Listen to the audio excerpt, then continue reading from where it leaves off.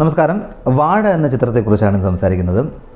ഈ മൂവി ഒരു 5 കൂട്ടുകാരുടെ കഥയാണ് പ്രധാനമായിട്ടും പറയുന്നത്. കുഞ്ഞിലെ സ്കൂളിംഗ് മുതൽക്ക് അവർ കോളേജ് ലൈഫൊക്കെ കഴിയുന്നവരെ ജീവിതത്തിലെ ഓരോ ഘട്ടത്തിലും അവർക്ക് നടന്നിട്ടുള്ള സംഭവങ്ങളാണ് ഒരു ഫണ്ണി എലമെൻറ്റോടുകൂടി നമ്മൾ മുമ്പിലേക്ക് പ്രസൻറ്റ് ചെയ്യുന്നത്.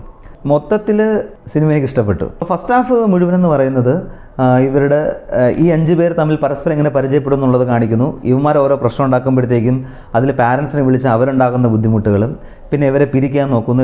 ഇവർ ഒരുമിച്ച് കൂടുമ്പോഴാണല്ലോ ഈ പ്രശ്നങ്ങൾ ഉണ്ടാകുന്നത്. അതുകൊണ്ട് ഇവർ പരസ്പരം കാണണ്ട, ഇവർ ഒരുമിച്ച് പഠിക്കണം എന്നുള്ള ലെവലിലോട്ട് പാരൻസ് അവരെ പിരിക്കാൻ നോക്കുന്നു. വീണ്ടും ഇവർ ഒന്നിക്കുന്നു. അപ്പോൾ ഇത്തരത്തിലുള്ള കുറേ വിഷയങ്ങളൊക്കെ ആയിട്ട് കഥ എങ്ങനെ മുന്നോട്ട് പോയി ഫസ്റ്റ് ഹാഫൊക്കെ ഏകദേശം അങ്ങ് തീരുമാനമാവും. തമിഴ് സിനിമയിൽ ഡോൺ എന്ന് പറഞ്ഞിട്ടൊരു സിനിമയാണ് ശിവകാർത്തികേയൻ അഭിനയിച്ചത്. ആ സിനിമ ഏതാണ്ട് ഇതുപോലൊക്കെ തന്നെയാണ്. കോളേജ് ലൈഫിൽ കുറേ കാര്യങ്ങളൊക്കെ പറഞ്ഞു പോകുന്നു. അതിൻ്റെ ഫസ്റ്റ് ഹാഫ് എന്നൊക്കെ പറഞ്ഞാൽ കുറേ ഇങ്ങനെ കാര്യങ്ങൾ ഇങ്ങനെ ഓടിക്കൊണ്ടിരിക്കും, ഒരു ബന്ധമില്ലാതെ ഇങ്ങനെ പൊയ്ക്കൊണ്ടിരിക്കും. പറയത്തക്ക